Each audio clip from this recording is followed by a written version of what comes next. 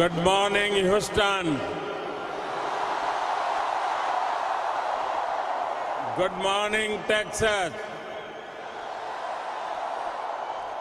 Good morning, America. Greetings to my fellow Indians in India and around the world. Friends, this morning we have a very special person with us.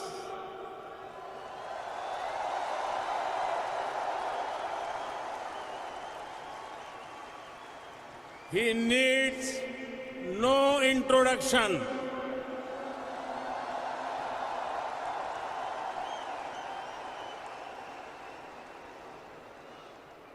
His name is familiar to every person on the planet.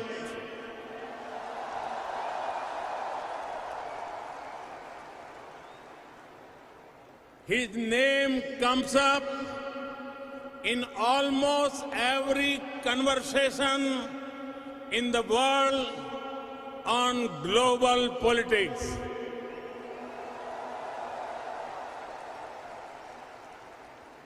His every word is followed by tens of millions. He was a household name and very popular even before he went on to occupy the highest office in this great country.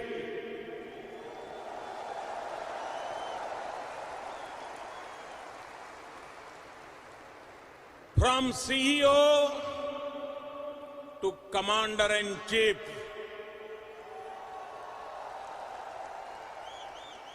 from boardrooms to the Oval Office,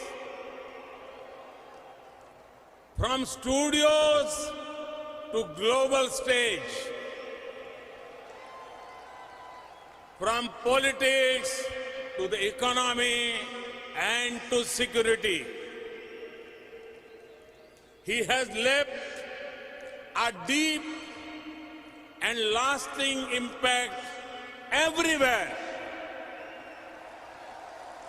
Ladies and gentlemen, I present to you my friend, Mr. Donald Trump.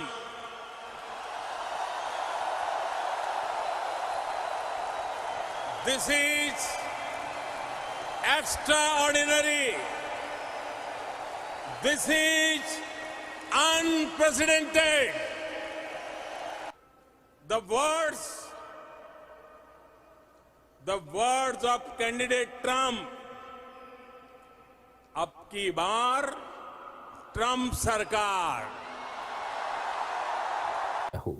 Now, the Houston rally saw Modi emerge as Trump's campaign manager in the Indian American community as the US president prepares for what will be a difficult campaign for a second term. Of course, Trump reciprocated the gesture by lavishing fulsome praise on Modi, including the specious claim that he had pulled 300 million Indians out of poverty. Now, Trump is a clever man because batting for Modi in this fashion is a risk-free strategy for him. Modi will be in power till 2024, almost as long as Trump will be president if he wins the second term.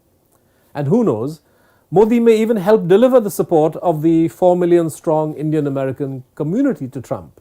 So for him, it's win-win. For all the worries about this taking time, Americans have made their choice. Joe Biden will be the next president of the United States.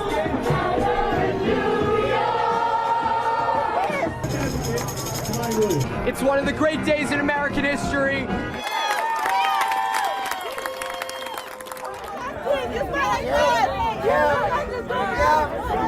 These fellas stink!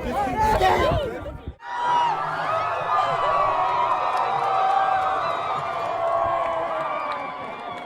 I am happy because Biden Harris won, and enough of the division under Trump. This is the White House. This is the prize. And Joe Biden getting into that House has ended up being one of the biggest electoral turnouts in over a century. This is what we needed. This is what we've been waiting for. It's a day of celebration. The sun is shining for us. What is your message to the guy in the White House over there?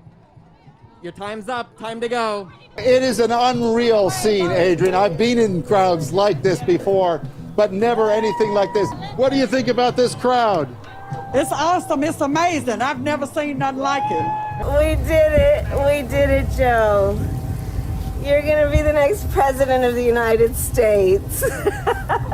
She called Joe Biden to celebrate the moment that he was declared the president-elect of the United States. Well, Joe Biden is the president, but Kamala Harris is the vice president. How do you feel about that? It's a big step for women, especially minority women, because she's the first minority to ever hold the vice presidency. So I may not First woman, right? First woman. I may not agree with everything that she's done, but this is a big step for women in general.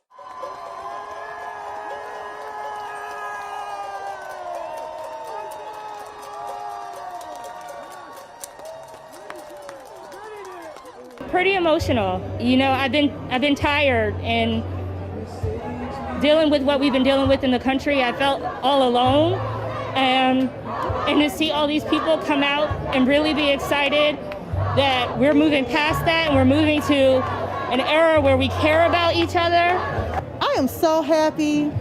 I feel like we've got rid of the trash. There are 74 million Americans that voted for Biden. 70 million voted for Trump. So there's 4 more million Americans that voted. We're going to walk down to the Capitol, and we're going to cheer on our brave senators and congressmen and women. And we're probably not going to be cheering so much for some of them. Capitol! Capitol!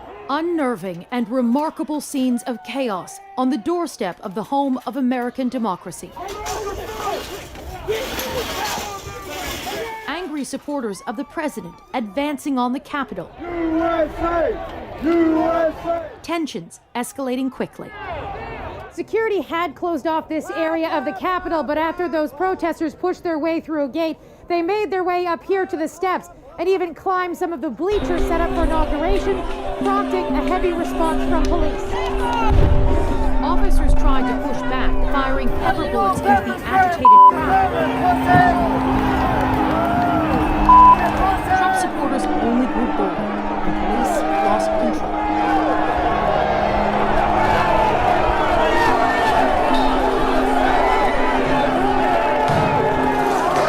They forced their way into the building. Outnumbering the officers inside, they seized this sacred space, leading to unimaginable scenes and violence. One woman was shot and killed, and several police officers were hurt. The peaceful transfer of power, the cornerstone of American democracy, seemed a highly abstract concept today.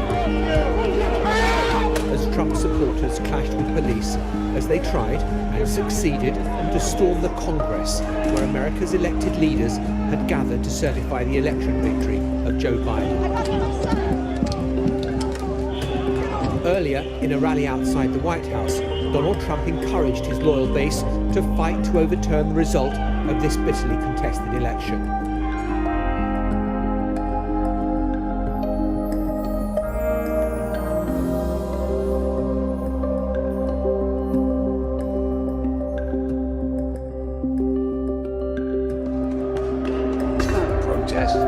It's insurrection.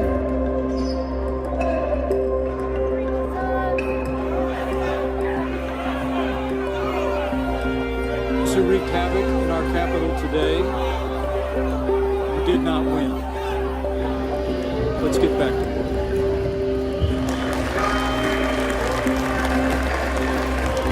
This will be a stain on our country, not so easily washed away. The final, terrible, indelible legacy that of the there has been 45th tear gas president in the United rotunda, States. and we're being instructed Undoubtedly. to each of us get gas masks that are under our seats.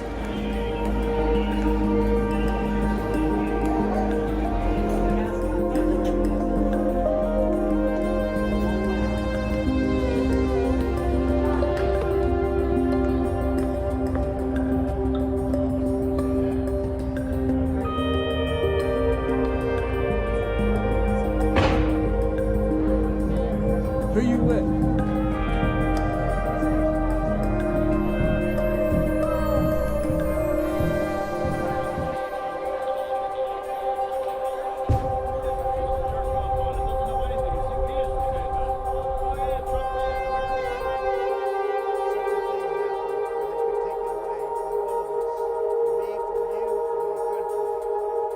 I know your pain.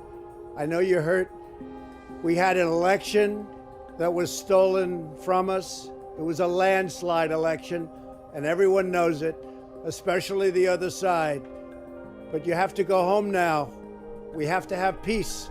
We have to have law and order. We have to respect our great people in law and order. We don't want anybody hurt. It's a very tough period of time. This was a fraudulent election, but we can't play into the hands of these people. We have to have peace. So go home. We love you. You're very special.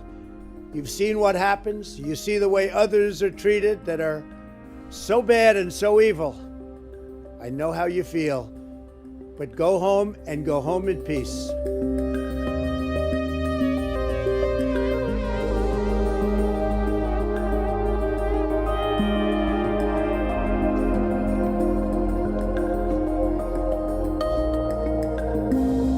This hour, our democracy is under unprecedented assault. Unlike anything we've seen in modern times. This is not dissent, it's disorder, it's chaos, it borders on sedition, and it must end now. I call on this mob to pull back and allow the work of democracy to go forward. It's not protest. It's insurrection. The world's watching. Like so many other Americans, I am genuinely shocked and saddened that our nation, so long the beacon of light and hope for democracy, has come to such a dark moment. The certification of the Electoral College vote is supposed to be a sacred ritual, which we affirm. Purpose is to affirm the majesty of American democracy. But today's reminder, a painful one, that democracy is fragile. I am not concerned about my safety, security, or the inauguration. I am not concerned. The American people are going to stand up. Stand up now. Enough is enough is enough.